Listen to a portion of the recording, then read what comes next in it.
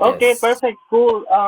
So I was just waiting for everyone to join in, but I think that's all. So we can start this session. And for whoever has joined the session, thank you so much. It's going to be more of like a conversation kind of a session. I'm not necessarily having an agenda, but I want to make sure that by the end of this session, you guys are having a better clarity on how to make specific kind of content, or if you have any specific doubts as well. We'll be trying our best to clear them. So the first half of the agenda, I'll be like delivering some guidelines and kind of studies, and then we're gonna actually do some designing. I'll share my screen and I'll like show you guys some things on how to work. So the idea is that whoever is learning or whoever's attending space, even if you're like super good at designing, or even if you don't know anything about designing, everything will be covered from A to Z. So yes, welcome to this space, and I hope that this space adds value by the end of the session to you. So before we start this space, I actually want again you guys to put down if you have any questions or if any specific things that you want to learn about designing. So the session is again about content creation. It could be video editing, it could be designing, it could be other things as well, copywriting as well. We're going to have another space on um, content strategy, so you don't have to really worry about how to come up with ideas. Today is about designing. So if you have any things that you want to specifically learn, you can put down in the chat box as well. Yes, to answer question Omar, I am recording this session, so I'm doing a screen recording. Um, so it's not a direct Google Meet recording, but it's being recorded. So yeah. Okay, working with gradients, people are saying, cool. Okay, fine. So if you guys have any other questions in between, you can obviously keep asking. It's going to be more of an interactive call. It's again not like a session kind of a thing. But yes, first I'm going to quickly go and talk about the things we're going to cover today. So we're going to have a quick check-in, and then I'm going to introduce you guys to what each channel does. So you have a bit of clarity on what everyone is working on in terms of content creation and how it basically how that content can be used for different channels as well. A quick introduction to the latest with ISEC campaign, and then we're going to dive into some guidelines for content creation, some basic introductions, those kind of things, some tips and tricks and logistical information I want to give all the members about content creation. And last, we're going to have a Q&A space, and then I'm going to also do some hands-on designing for you guys as well. So quickly, okay, guys, if my voice gets robotic or if I'm not audible at some stage, please let me know. But yes, let's get back to the session right away because I think we've also wasted a little bit of time. So yes, first, quickly introducing the channels. So this space is just to like give context on what each channel is doing. And yeah, it's being recorded. Yeah, it's being recorded. So the screen is being recorded on the desktop, so don't worry about it. Perfect. So right now, I'm just going to quickly give some bifurcations on what are the different purposes of, I would say, each channel. The first one being storytelling of a brand. So one of the key ways of actually showcasing what a brand does is storytelling. But storytelling need not necessarily restrict to sharing experiences of our EPs, but storytelling can be any kind of story. It could be a leadership story that's not even related to ISEC. It could be an inspirational story, but it could be something related to our, the ISEC brand, that brand storytelling. Then showcasing experiences, very simple. Just exchange participants, membership, alumni, showcasing the experiences of our people. That's one of the strongest ways our audience basically connects with us, and that also is the best performing content for us, especially among young people. Thought leadership, and this is one of the very important content strategy, especially in this context of how ISEC, as a youth organization, brings out the best ideas and the most vocal ideas in front of the young people because youth is our audience and we want to make sure that we're inspiring young people through our content and that we do through thought leadership. The next one is blogs. Then the other purposes can be included that we drive traffic to our website. So YOP is Youth Opportunity Portal, which is basically the ISEC website for young people, and POP is Partner Opportunity Portal, which is basically the same part of the ISEC.org website that is um, dedicated to partners and organizations. The other purposes are driving engagement, obviously. So we want to make sure that we are engaging um, young people in all of our content, and we are also giving examples for entities to follow. So that means that all the entities are also taking inspiration from our content, which, by the way, is something that really happens all the time. In fact, fun fact, I have been like following, I've created a dummy account on Instagram through which I've been following all the ISEC Instagram, all the entities Instagram accounts, and in all of those accounts, you will realize that the content that these entities are posting are literally the same thing that we are posting. So the things that we post, people just make small changes, or they follow the same ideas and they make new content just on those same design lines, or those same design concepts, or those same concepts as well for all of our channels: LinkedIn, Instagram, blogs, Twitter, everything. And it's very cool because it makes you realize that you're not just making content for the global channel, but you're also influencing a lot of articles, and especially marketing NFTs and ESPs around the world. So yes, keeping that in mind, this is basically the whole bifurcation of how we use the purposes of our channel. That means that we do storytelling on all of our channels. We showcase experiences on our blog channels and for youth channels. We don't necessarily showcase experiences on LinkedIn, as you might already know. Thought leadership is basically so far a channel where we share more thoughts, more ideas, and we use our channels like LinkedIn to showcase thoughts that are more connected to organizations. Blog is a very important way of doing thought leadership, and Twitter is our way of doing microblogging. And for Instagram and Facebook, we just promote that content that is usually put up on Twitter or blog as well. And if you have noticed that we put up a lot of tweets as Instagram posts or Facebook posts as well.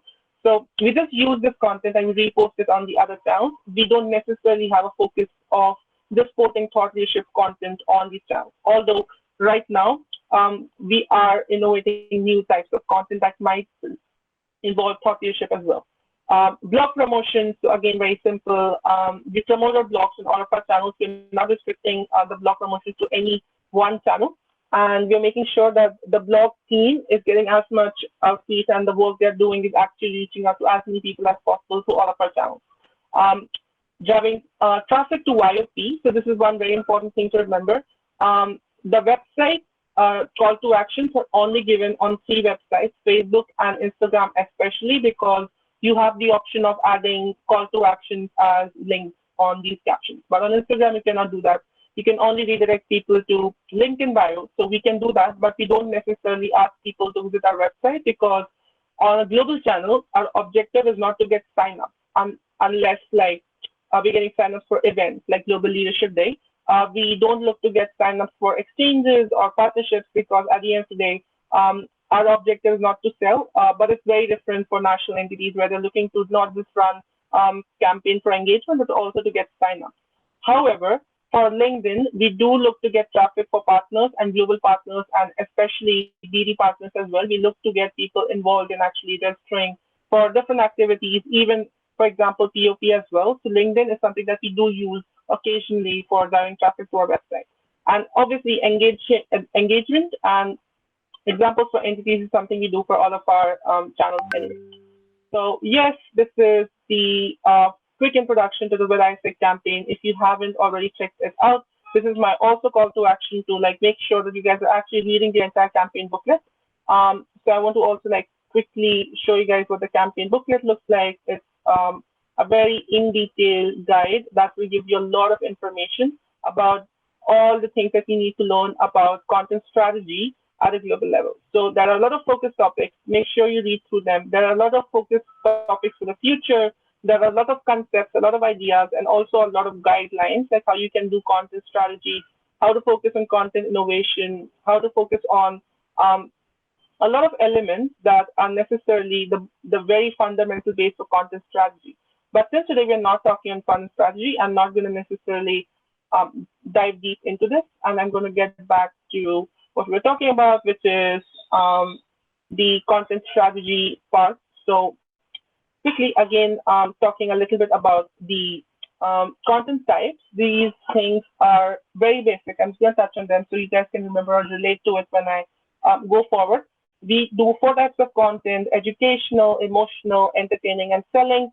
This also connects to our funnel, customer funnel. Again, it's not very relevant for the global channels because we're not looking to do any kind of attraction activities.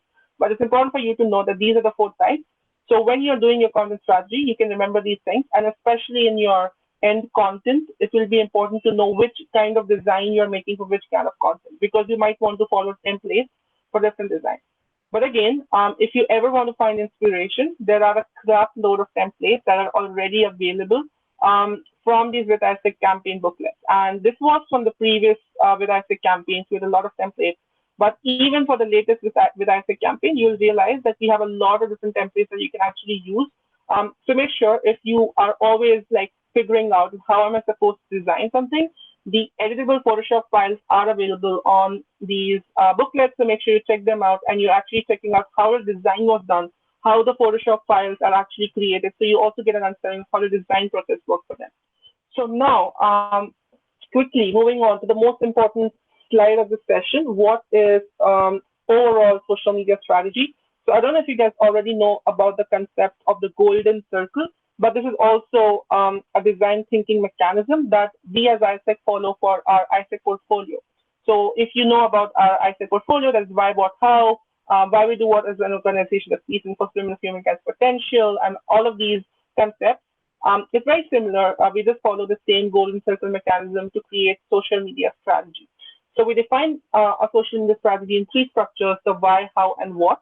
And in a very basic nutshell, your why is basically your campaign strategy. So the with ISEC version 5 that I just spoke about was your campaign strategy. Your content strategy is how are you going to implement your campaign strategy, and your what is the end content creation you're doing to make that topic possible. So if I give a very quick example, if I'm running a campaign strategy, let's say it's a mini campaign on Women's Day. So now I will have the answer to this question: is why am I doing this marketing campaign? What is the main idea behind this campaign? What are the messaging, sub-messaging, call to actions? What are the goals for this campaign? All of this will be defined by this entire campaign strategy. And the campaign strategy will define what you're trying to achieve out of this entire activity that you're doing as a social media team. Now, you will know that what you're supposed to be doing, you'll be having a direction. So now you'll be asking yourself that, okay, I know what I'm supposed to do, but what content am I going to do? This is the biggest and the most difficult part, I would say, in any social media manager or social media workers JD to actually come up with content strategy. But don't worry about it. We're going to have a really nice session about that as well. But just giving an example, once you have your campaign strategy, you come up with topics. You know, that what kind of topic or what kind of conversation or story that you want to have in your social media channel. So it will differ for every channel. Every channel will have its own content strategy that really depends on their audience, the objectives of the channel, the type of content that can post on that channel. For example, for TikTok, you can only post videos. So content strategy will also revolve around that. Unlike, let's say, LinkedIn, you can only post, let's say, images, and you cannot do a lot of other things that you could do on other channels. So again, the priority content for, let's say, Facebook is posters because carousels don't work so well. Multiple image content doesn't work so well on Facebook. So depending on your channel, you will know what kind of content creation you want to do. But in a very simple way, a content strategy is the topic.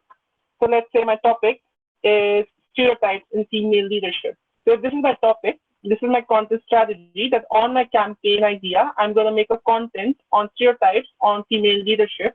Then now in this topic, I can make a lot of different content. I can make a blog, I can make a TikTok, I could make a carousel, I could make a poster, I could make any different types of content.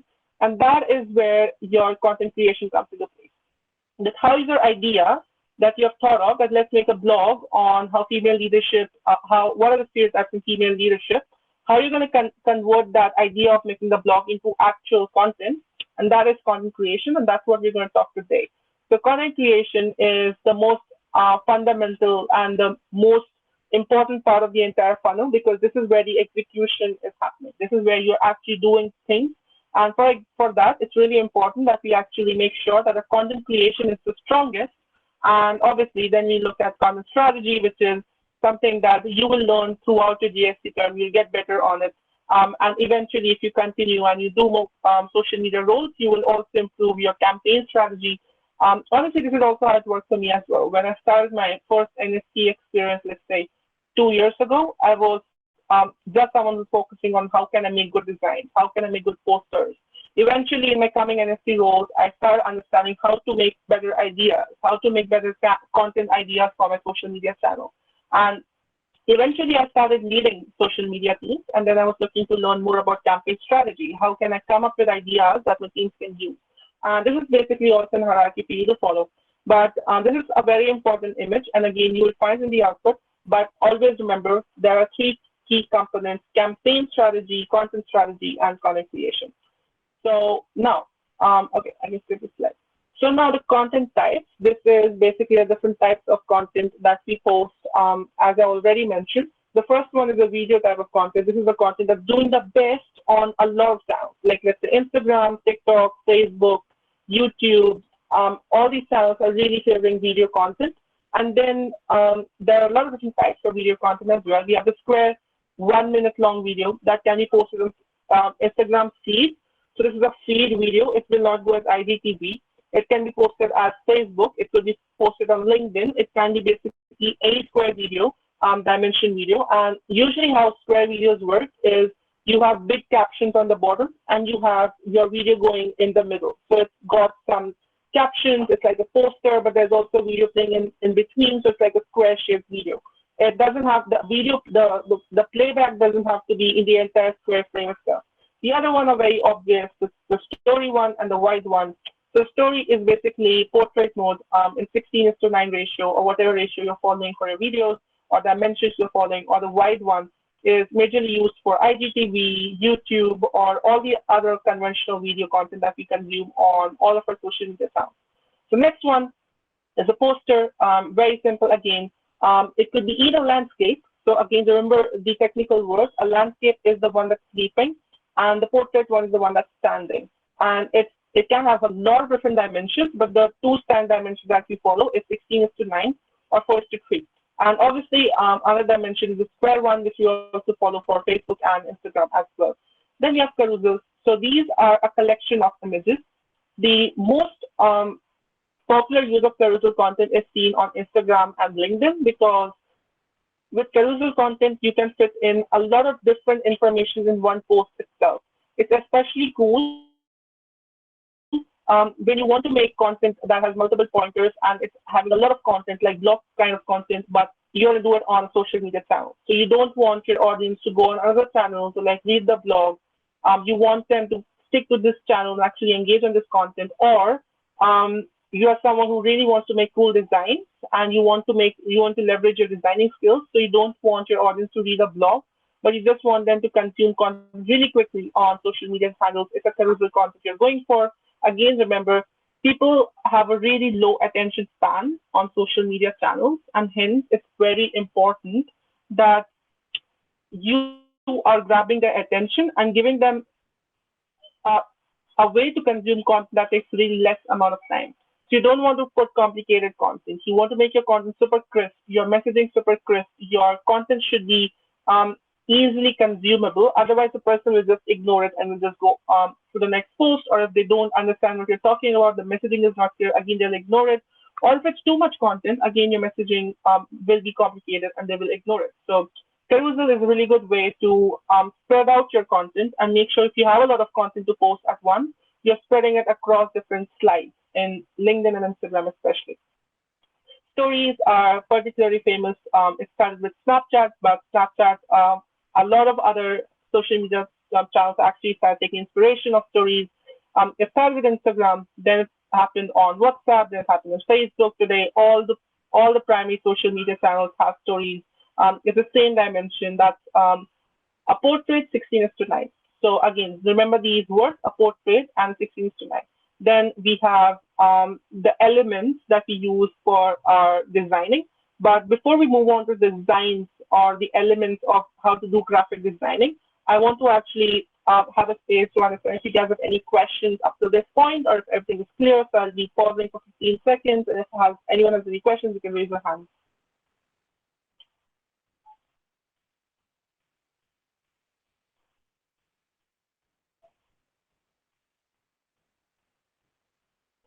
Okay, cool. Sounds like no questions right now. Also, apart from these content types, this is just one thing to remember that while these are the content types and these are the channels that we are following, just remember this that all of your channels are having a different synergy with each other. So let's say that you're making content for Facebook. If that content does well on LinkedIn or Instagram, those teams can post that content as well. If your content is going to look well on, let's say, a blog, but the blog team's content can be doing well on Instagram as well, then we will convert that content into something that we can promote on Instagram. If there's a tweet that might look good on LinkedIn because it's related to that audience, we can move that tweet in a different format on these channels. So again, also keep in mind of how all of these different types of content can be cross channels and be aware that okay, if some other team has made some really good content, how are you communicating that with your team that hey, maybe we can just either use this content directly on our channel or we can recreate this content, tweak it a little bit, change the messaging, maybe change the way the content is made, but keep the essence of the content same and also post it on our channel. So just keep that in mind when you are creating your content and looking at other content styles. And now let's go to the main part of the session, which is graphic designing.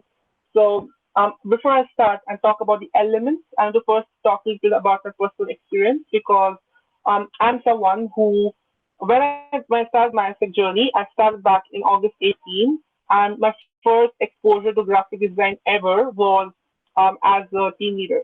So I had never used Canva. I had never used any other design tool. I had never done photography. I had never done anything else. And everything that I've learned in anything. So right now I'll tell you I could do content strategy, I could do campaign strategy, but in content creation, I can make content for social media channels, I can do videography, I can do photography, I can do video editing on all the major platforms, all the major softwares, I can do graphic design on softwares like Illustrator, Photoshop, Figma, a lot of other tools as well.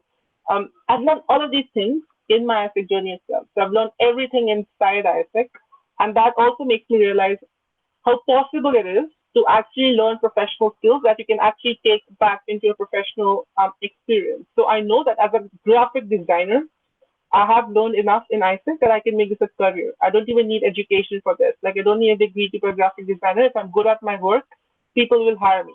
And it's also happened. I've actually done a lot of freelance and a lot of freelance opportunities for big organizations as well. And it's something that I can optionally continue in my future as well. But it's just a thing to remember that um, these skills, especially marketing skills that you learn in ISEC, are going to be useful for you irrespective of what career you're doing. Like your skills of a marketer and the skills of ability to like make good presentations or put out good messaging or create good content will be useful for you throughout any kind of professional experience you're having. So just make sure that you're trying to improve on what you're already doing and how you're working right now. So now, in my journey as a content creator or someone who has learned content creation from scratch, I've learned that there are like few different elements that are very key in any graphic that you're actually creating. The first one is the basic. It's a very simple one, the dimension. What kind of dimension am I going to use for my creative? This usually is a very simple decision to make because it's the same as normal one we follow for our channel. So if you're on the Instagram team, you will more often than not either make it in a story format as a portrait 16:9, or you would make it as a, let's say, a post that would be a square dimension. So again, dimensions are decided in pixels. So we follow pixels as our unit on digital content to decide the dimensions. We don't use centimeters, millimeters. That is for print media and people who design magazines and newspapers and all the print kind of stuff. They use normal dimensions. We use pixels because our content creation is digital. So just being aware of it and how to make sure that you're not just using the right ratios, but also the right dimensions, the right number of, I would say, pixels is very important. I'll tell you guys more about it. The next one is the stock photos, clips, videos that you're taking. So basically, if I'm making a poster, the most basic thing I need to know is how to use a good image or how to use a good clip or video because if I can visually represent what message I'm trying to deliver in my poster or creative, half of my job will be done right there. If I can just visually represent the story, if I can visually say that, hey, this image, if I want to make something related to, let's say, enjoyment and it's related to, let's say, celebration, I can find a stock image that exactly represents what I'm going to do in my creative design. It will make a lot of weight to my content. It will add a lot of value to my overall content.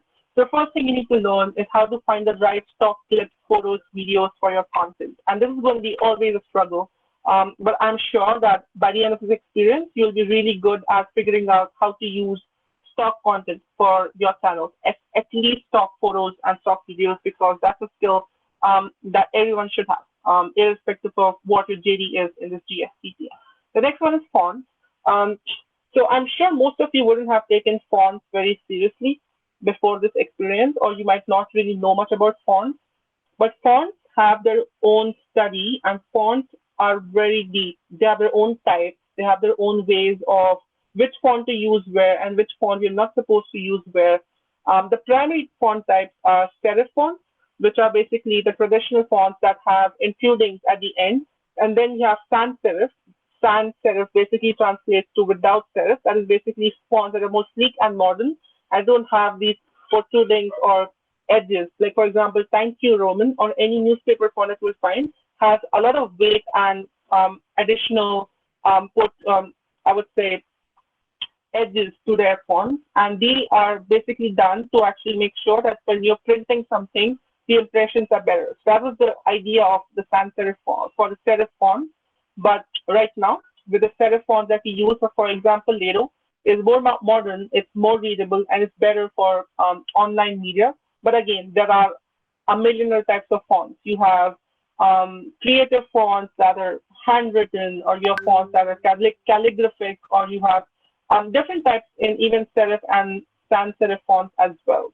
So make sure that you're actually looking at font theory and what kind of font to use, because while in iTech, your life is very easy because you have to just stick to Lato and specific types of fonts. If you'll actually do graphic design externally, finding the right font will be a very big struggle. So make sure you're more curious and you're learning about fonts. But at the end, as a designer, after you've picked your image, you need to figure out which font you're going to use for your titles, for your, I would say, the small fine print that you're writing in a design. And remember this one thing, um, try to restrict yourself to maximum 2 or 3 fonts. Don't do more than that because it just looks too chaotic. Unless like you're a super good designer and you know how to pull it off, avoid using more than 2 font types.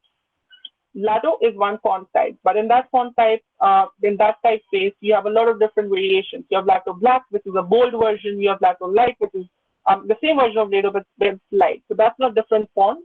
It's just one font type. But let's say using multiple font types together, you need to make sure they're going with each other. So how are fonts complementing each other? You don't want to use a font that's completely contrasting the other one unless you're doing it on purpose to make the design look good. So again, a lot to learn. Make sure you're going through resources or you're watching YouTube videos or even approaching me to learn how you can use fonts better. Spacing. Again, spacing is a very important fundamental that you need to learn as a designer. Spacing basically means how to make sure that you're really aware of how to space different elements and what should be the size and dimensions for them, especially logos, for example, because a lot of times people have this logic that, okay, let me put a really big um, logo because it should be more visible. But at the end, there's a lot of theory that goes into spacing, a lot of theory that goes into how to maybe align things symmetrically, asymmetrically. There are a lot of rules that are followed as well. Again, I'll be talking about them in the coming slides. But you need to learn about spacing. And the next one is the graphic elements. So there are a lot of graphic elements that you can use in your design, which will basically add value. So if I only look at these 3 things, that means that I've made a basic poster which has a stock photo, a font, and a spacing, proper spacing. In that, I've made a good poster. But then adding more graphic elements like lines, shapes, curves, edges, gradients, a lot of different graphic elements that you can define. It could be directly uploaded as maybe a scalar or a vector. Again, I'll explain you guys what a scalar element is and what a vector element is. But basically, scalars are images that are made up of pixels, and vectors are basically made on Illustrator, or there are any vector elements that are made up of formulas.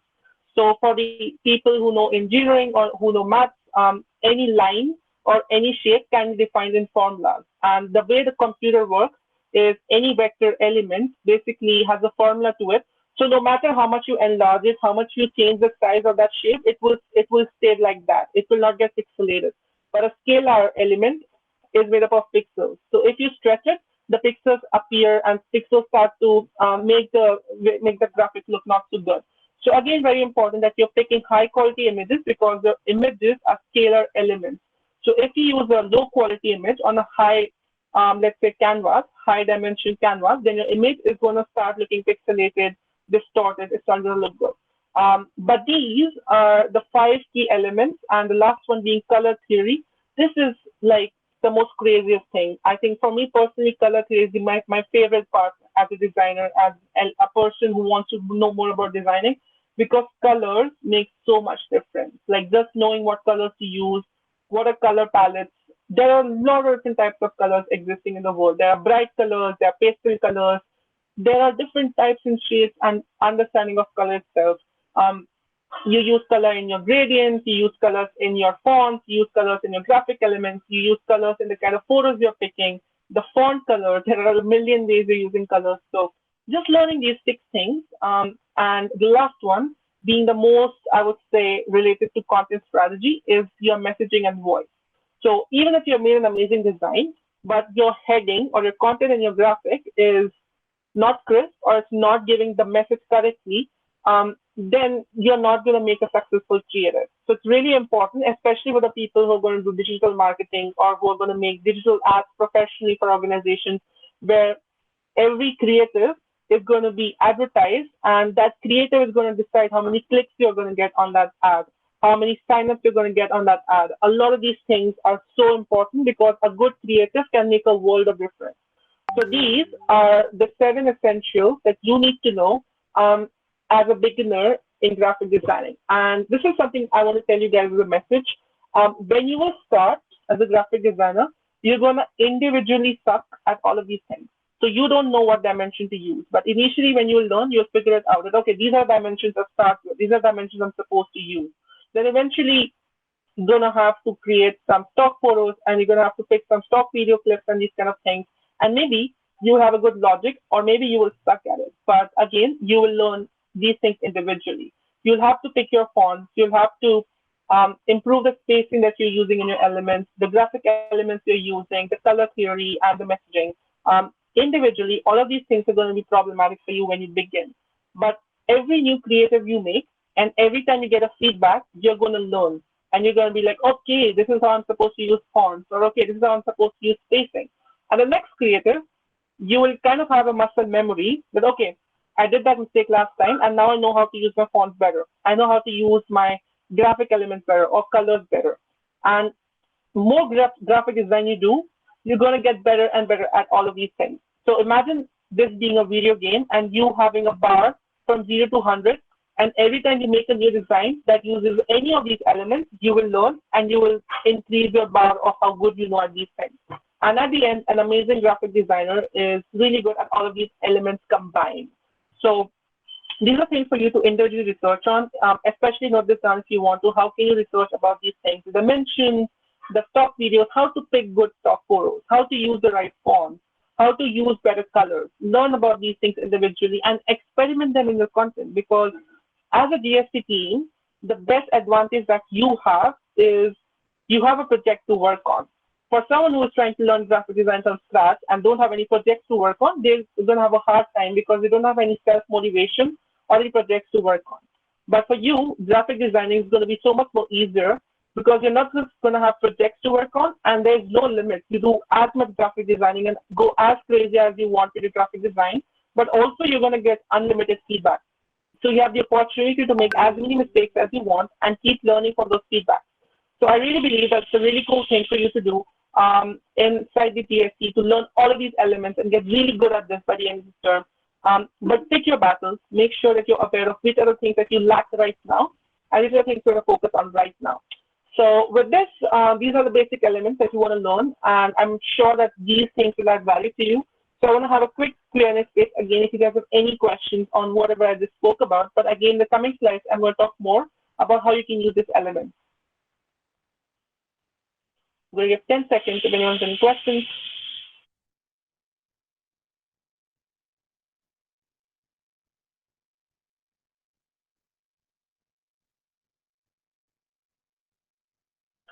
Okay, cool. So let's move forward to the next one.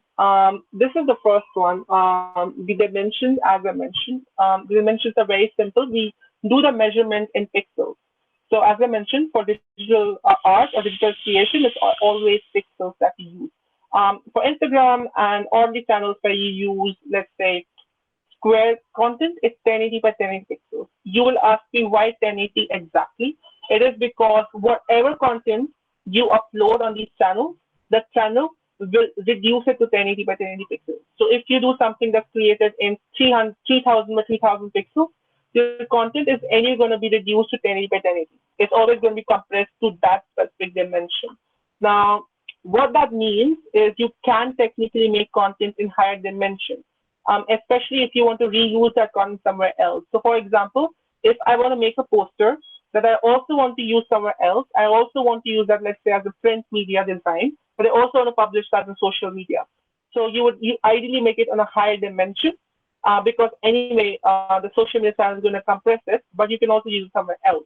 But otherwise, you would want to stick to this dimension because otherwise your content will just take more space. It will just be a bulkier file. And even on software, it's more difficult for your processing on a computer to work on higher dimension or higher dimension posters. So if you're using, let's say, 3000 by 3000, maybe some PCs will handle it very easily, but some low-end PCs will start struggling, will start lagging. Just for an experiment, try 30,000 by 30,000 pixels and see how your computer will literally lag and stop working because they cannot handle that dimension of content. Again, these are the minimums, but you can use more, but never use less than this because what will happen is it will always get posted in these dimensions. So what happens if I make a creative in 500 by 500 pixels? Um, social media app will basically enlarge it into a bit bigger dimension. That will just mean that the pixels are getting enlarged, and that will make your creative more pixelated, more distorted. It will not look clear. It will not look good. And the same goes for your pictures that you're picking for creative. Whenever you're creating or picking pictures or stock videos as well, pick videos and content that's higher than these dimensions because these dimensions are the bare minimum. So if you pick a video for, let's say, a full HD video that's 920 by 1080, but you pick a video that's, let's say, 720 pixels, it's like a half HD video. So when you put up on your video, that video will look pixelated. If you look, for example, videos that are even smaller, your content will get even more pixelated, it will not look good. Um, so the best way to actually use the right images is to use the right sources for the images. Never try to pick images for Google images. I've noticed a lot of people are like, okay, let's Google some really cool pictures and you'll download them from Google. But what happens is when you pick pictures from Google, more often than not, they're low dimensions and they affect the quality of your graphics. So always use the right sources for your images and stock videos so your content doesn't look like pixelated or low quality because it just gives a really bad impression if you're posting low quality content and it's blurry. It doesn't look good at all. But if you really want to use Google for finding your images, there are filters in Google search that enable you to decide what is the size of your creative. So if you set that size to large, then Google image search results will only give you high quality images. So maybe you can see that. And also, when you're actually downloading the images, you can see the dimension of that image, so you can take a decision of if it's a high quality image or not. And again, remember, whenever you zoom in images or any other scalar content, the pixels get visible. So if you're using a 1080 by 1080 image, but you're like, okay, I want to zoom it in into someone's face, then on a canvas of 1080 by 1080, the picture gets pixelated because at the end you're not really using the entire picture, using a part of it which is smaller than the original canvas size. So just think of them as a rubber band that you're stretching, and the more you stretch, the looser it gets. So this is the content, but the next is the pixels per inch, which is very specifically, I would say, a setting in Photoshop, in Illustrator, and a lot of different, I would say, tools that allow you to design digitally. 150 ppi is sufficient more often than not. Using high ppi could have different reasons, like why are you, maybe you have a high-end display that you're making content for, or maybe you're using this for a really high quality monitor, or maybe it's a 4K video, whatever it is that you're using your high PPIs. But for our social media channels, we don't need high PPIs because the file size unnecessarily becomes bigger. However, personally, I just like to create my content in between 150 to 300 PPI just so is good. If you reduce the number of PPIs, usually what happens is the colors and the overall look and feel of the content starts reducing because um, at the end, your displays are made up of pixels. And the way your display works is if your image is of a really low PPI, but your display is a really high PPI, then again it will start manipulating colors. It will not look good. So what does that mean? The really old monitors and devices and screens have low PPI, like your CRT monitors, the 10-year-old TV sets that you get, they have low PPIs. So even the videos and the shows that you would see on or the news or the sport broadcast you used to see was in low definition because it did not matter. The display itself was so low end. But now displays are like 4K, 8K, the really high resolution monitors, and for that you might want to use um, higher PPI of your case. But that's just some extra information. For graphic content, make sure you organize it in layers. So again, this is for people who are working on all the design softwares, even Photoshop, Illustrator especially, but also softwares like Google Slides, PowerPoint, or even Canva. All of these use the logic of layers. So what are these layers and how to use them? I will talk about them later. But yes, for layers, it's very important that you understand how to basically work with different layers and you're defining each layer in a group. You're better organizing your layers because it will just make your life so much more easier in making changes or just manipulating your content later on if you want to do something. So maybe in the beginning it's okay, but the more and more you start graphic designing, make sure you start organizing your layers as well. The next one is finding inspiration for your content. So we talked about the content type, we talked about dimensions, and now we're going to talk about stock photos, stock videos, stock clips. So how can you find inspiration for your content? Um, this is something that is also part of content strategy, but it's also part of designing because you, as a young person who is designing for the first time, never had any ideas because you didn't do anything yourself before. So when you have a blank, empty, white canvas in front of yourself, you're going to be like, okay, where do I start? What do I do? What do I do with this content piece? The idea that I have in my mind, how do I convert this into reality? Um, to start with, you don't need to have ideas. What you need to do is have a good search engine so you can find the right inspiration for yourself. So that means in designing, already great designs exist, and all you have to do is pick the good design for yourself. Make sure that you're using a really cool inspiration for yourself. I'll give you an example of a mood board that I created when I was looking to find inspiration for the global campaign. So I'm just going to switch my screen share right now. So a mood board is, I don't know if my screen is visible again, but okay, I think it is.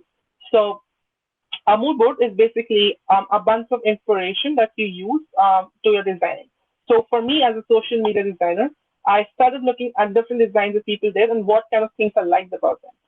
For example, I liked the way the typography was used in this one, or the way they use these line elements. I don't know if you guys can see it, but they basically they made this outline against the person's body, and this is something that we actually do in ISEC as well in our design. Or maybe this one, how they use a 3D graphic and how they use icons for different things. Or maybe I like the colors or different themes that people are using for their content. Or maybe I just like the way they were illustrating. Or maybe I really like the way they were um, like putting out different messages together. If you look at the content, the bottom, middle, you will see that it's a very simple line, but it's been put up in a very aesthetic way. So I just started taking inspiration from different places. I looked up a lot of different social media designs, and I started noting down that what did I like about this design? How did they use a mock-up? How did they tilt it at like a, let's say, a 75-degree angle? So it is not like a stand-up upright mock-up, but it's slightly tilted. Or I really liked how they used the fonts over here, how they just enlarge or change the width of the fonts, or how they use stock images, or how they use different elements coming together, or maybe how they just use colors and different things and blur effects. So it could be related to your design. It could be related to your content strategy. It could be related to your color scheme as well. For example, I really like the colors they're using over here, how they're keeping a three-color setup. So if you notice, it's monochrome and one color. So this is the following. This is the thing we are following for GLD right now. That we are following a black and white theme along with purple.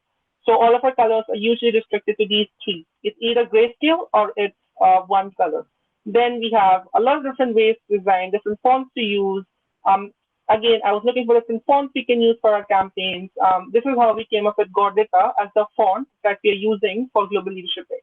So again, this is your way to find different inspirations and different ideas that you can successfully use to actually come up with basic content ideas when you may be finding yourself stuck on how to come up with ideas. So finding inspiration means that you look up at good content and make notes. Learn by looking and try to replicate those things in your own way. You don't have to make an ideal copy of it, but you need to try. What did you like about that creative?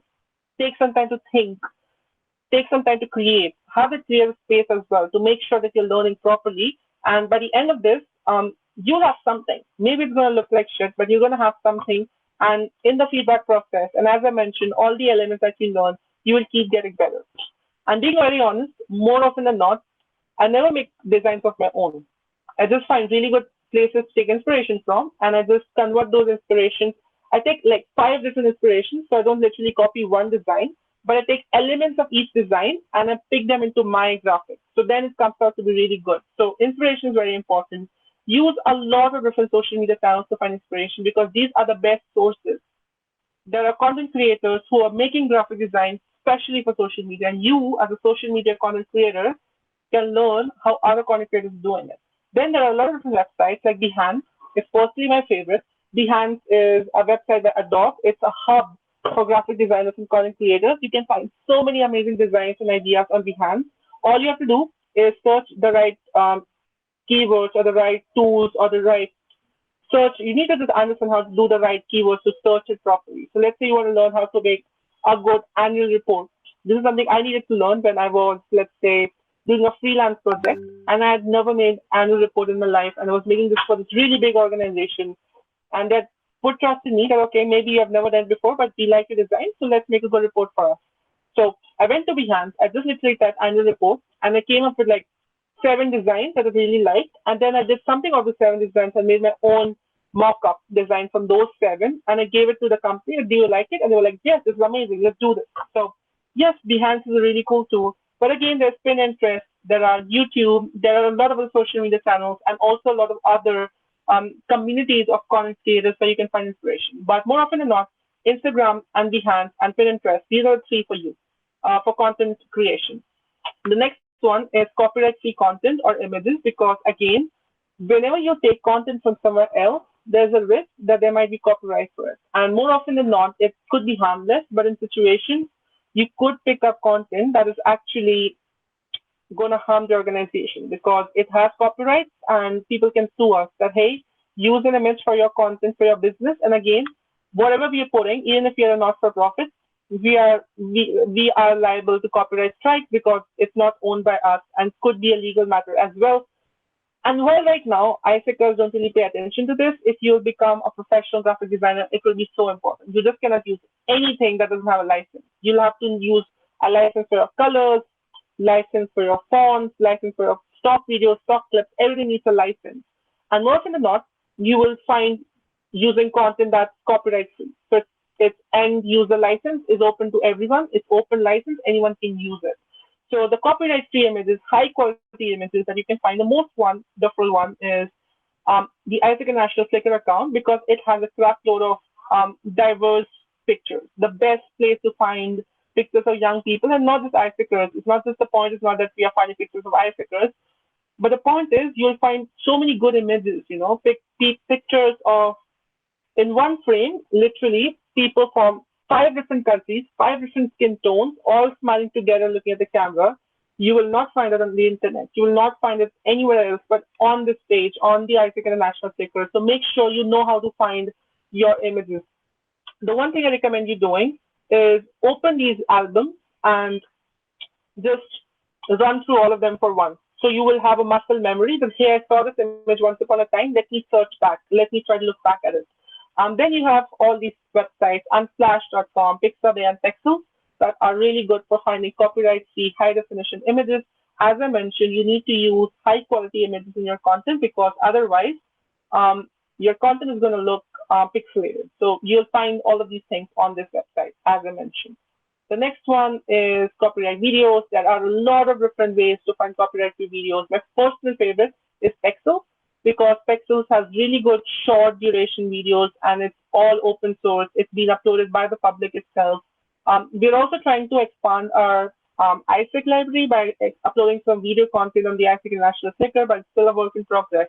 And that's also something that the community management team will be doing for the global network, where you'll be collecting all the testimonies and pictures together as one platform for the global network to use in the future as well.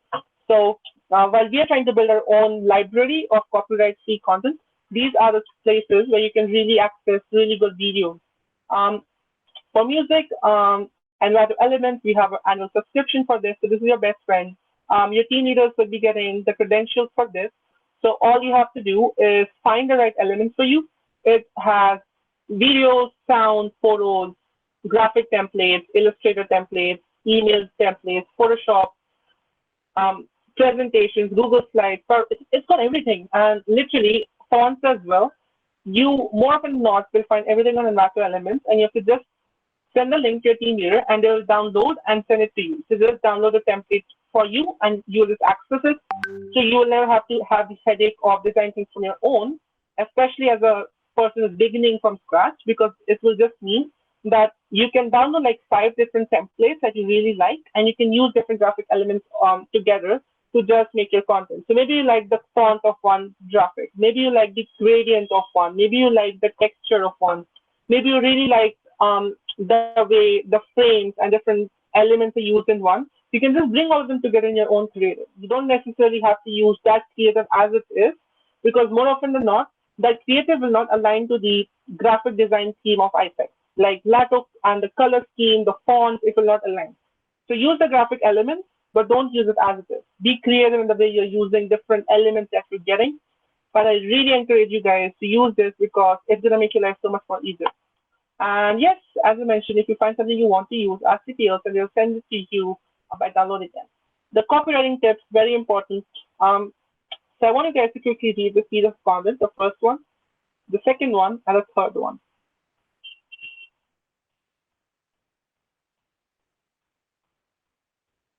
This is the second one, and this is the third one. So if you realize, the first thing to learn from here is while the content is literally the same, very simple changes, especially for the people who write captions, you'll notice there is a clear spacing between your paragraphs, so it is so much more visually appealing to read this. If you put a block of text, it's like a no, people don't want to read it. But when you put these spaces, it's more easier to use to read because it creates a separation and people can choose to read a particular part. And again, strategically make separations. Don't just randomly enter space and randomly separate things. The last one is using emojis and other supporting icons to actually make your creative more readable and support it in a creative way because at the end, your social media, you are a young person, use icons, use emojis, don't run away from it. Use space and emojis, it makes more interesting to read. Keep it short, keep it crisp. This is the feedback that you receive a lot of times, especially if you're a copywriter or a blog writer, that how can you write your text in as less words as possible and keep the messaging simple, right? So, for example, there is a very simple way to put out a message. You want to ask yourself that is this the simplest way to put out that message? Or maybe I can cut out some words. Maybe I can use a different word that can represent these 4 words that I've used in this sentence. Or how can I just cut the sentence shorter, use different words, use simpler words, make the meaning as understandable as possible, especially remember this because the attention span of the people consuming content is so short. The next one is run it through Grammarly. You all have access. It's not even free for you. You literally have paid access now. So just use Grammarly. I use it every time. I make sure that I'm running it through Grammarly once because you never know. You might find something interesting. And yeah, the last one, the most important one, please use the Blue Book. It's your holy Bible. It's the most important thing that exists in this world for you as a global social media team. So please don't run away from it. You will find so many hidden elements in Blue Book that you will not find the first time you read it. So keep going back to it. It's like the essence of ISEC for all the marketers. You literally find the essence of the organization in the Blue Book on how you are supposed to be a graphic designer. And then last few tips, be consistent and simple. So consistency means the colors that you're using, keep similar colors, especially if you know the Instagram team has a lot of emphasis on keeping the same colors. You don't want to shift certainly different colors, or certainly different fonts, different design ideas. You want to keep yourself consistent. So even if a new design looks so good and so amazing, it's not valid if it's not consistent with the other designs. And by the way, this is also connected to the brand voice and the brand identity. The session that Pratibha delivered last call on branding, it's so important to be consistent as a brand, and that's very important in a design too, because our design is a part of our brand identity, and a brand identity is basically our branding. So make sure you're keeping your design consistent. Your consistent voice is also so important. Make sure that you're learning how we write a sentences.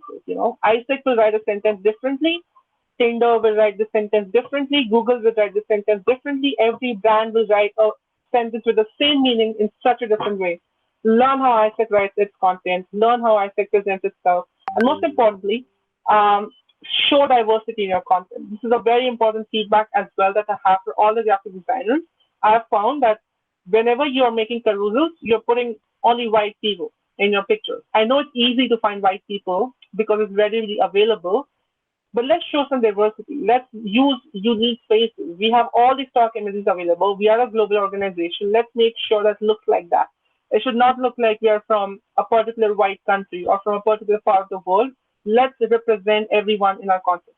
It's a lot easier to find stock images using, let's say, people from a particular skin tone, but make sure that you're actually using and putting some efforts in using diversity because it does get recognized. In fact, there have been moments where we have posted content and people have literally put down comments that why are you only using white images? Like you're a worldwide organization. You don't do that. So we even get criticism for that. Um, Grammar is something very simple to now manage because you have Grammarly Premium. So you just have to make sure you're running it through and you're understanding what grammatical mistakes you usually use.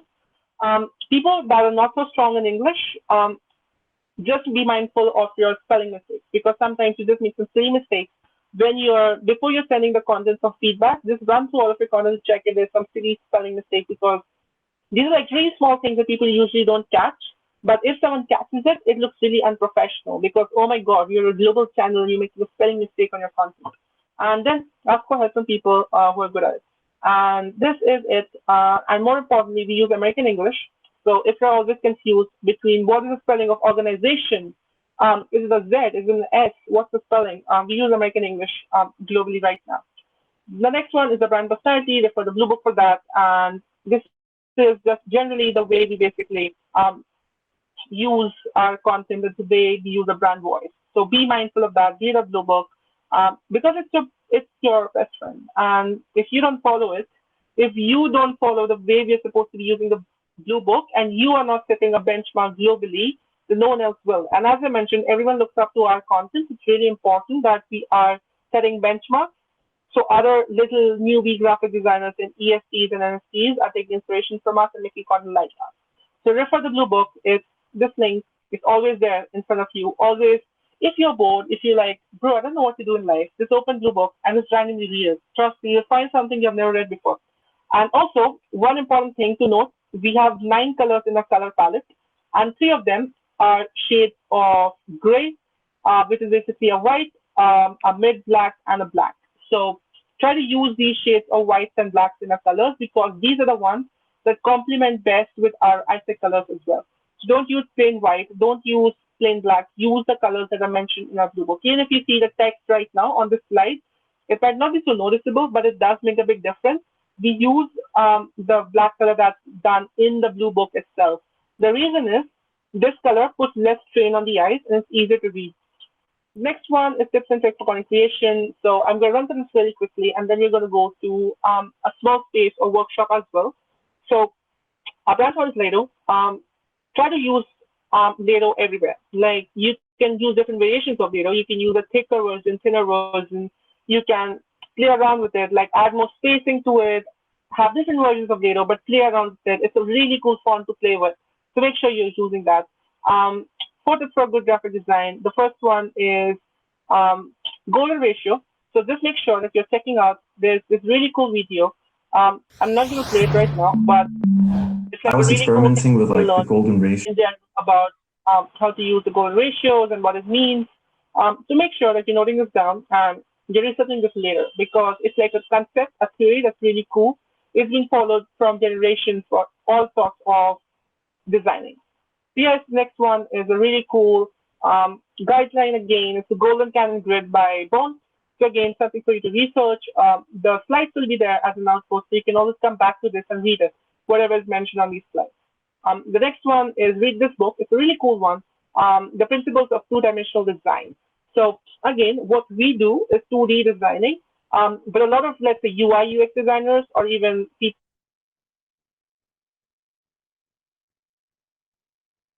who are whatever you are, you might use 3D designs, but we are using 2D, and that's why it's really cool to learn how to use 2D designs and how to create different effects like tilting slightly or like just making some adjustments to make sure that your content is looking cooler than what it could be right now.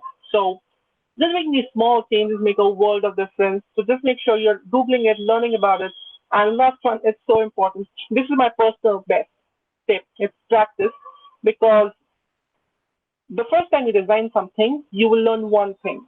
And when you design 10 times, you'll learn 10 things. Now imagine the 11th graphic you're making, you'll be making it having 10 lessons.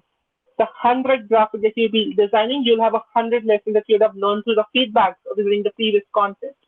So use the chance that you get to create content ISEC to better your content creation skills. The more content you create, the more you put out yourself out there to like get out of your comfort zone, like it's so simple to like follow simple design ideas, like just slap in a picture, just slap in a text, I'm good to go, it looks good.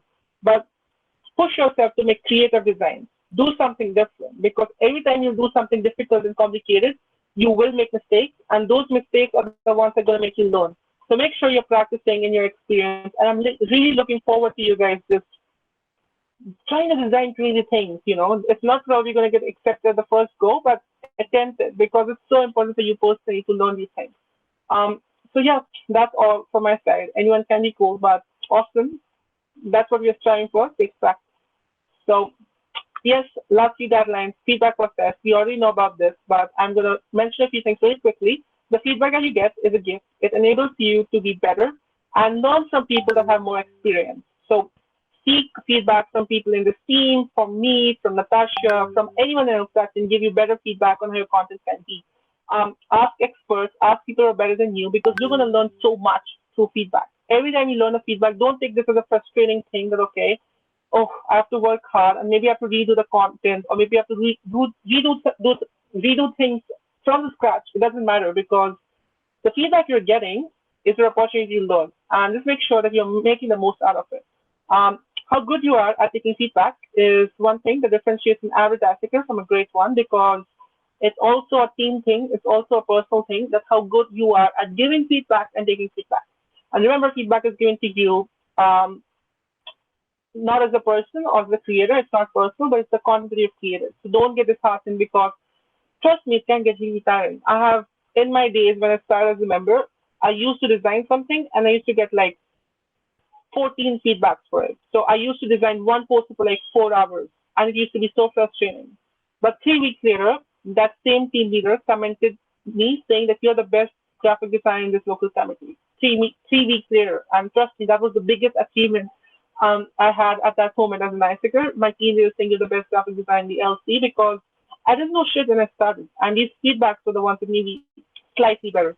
So yes, that's all about feedback, naming content. So make sure the content that you're uploading on your slides or let's say your sheet or your Google Drive are named not randomly because it's very normal for people to give random names because it's tiring to rename people's things again and again.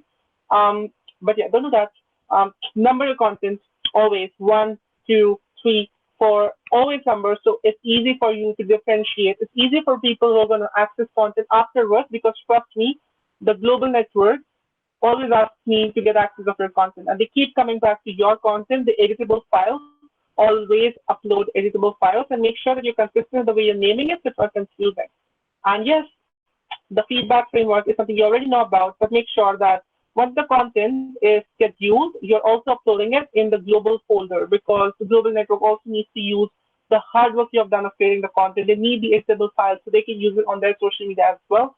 And trust me, I get like 3 messages a day I get 3 messages a day every day. So that's like 30, 40 messages I'm getting in a month. People asking me where can I find this graphic, this template that you guys need. So they really like it and they want to use it. And the only way they'll be able to use it if you upload it in your network folder. So yeah, upload both the files, the editables as well as the main creators, name them properly, and this is also my side. Are there any questions that you guys have right now?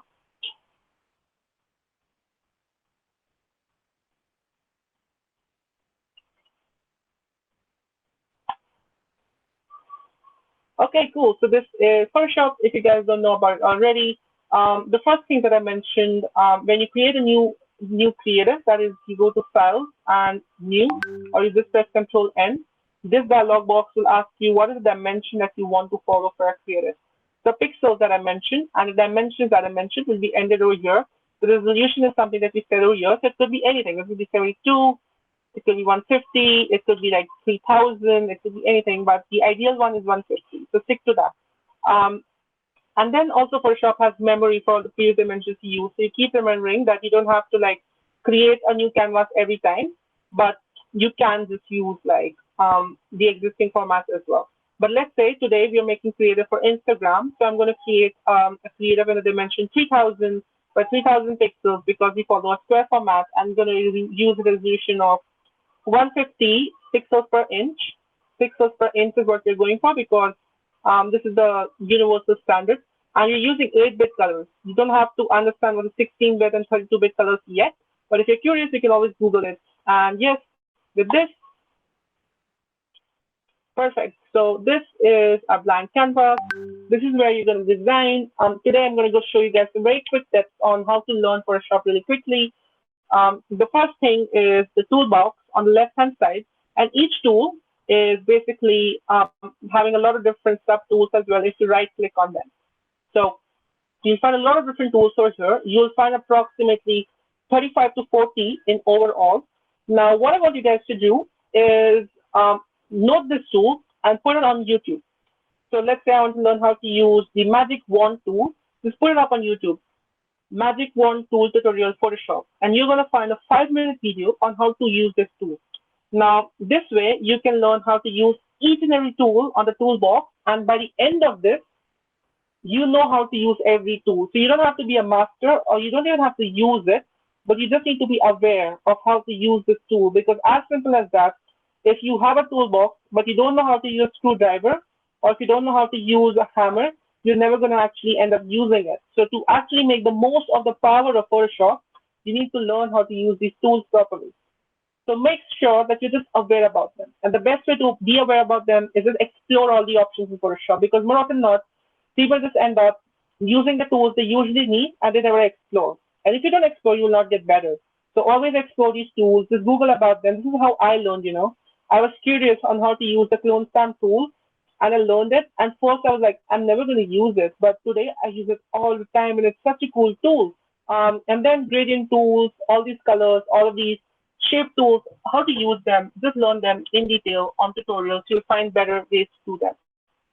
The next one is the layer panel on the left side. So the layer panel is your best friend because this is where you organize everything. This is where you keep your things focused. And then there are also a lot of options in your layer tools, but the most important one is the one where you get to basically work on a particular layer. So let me add this random new layer in form of a shape.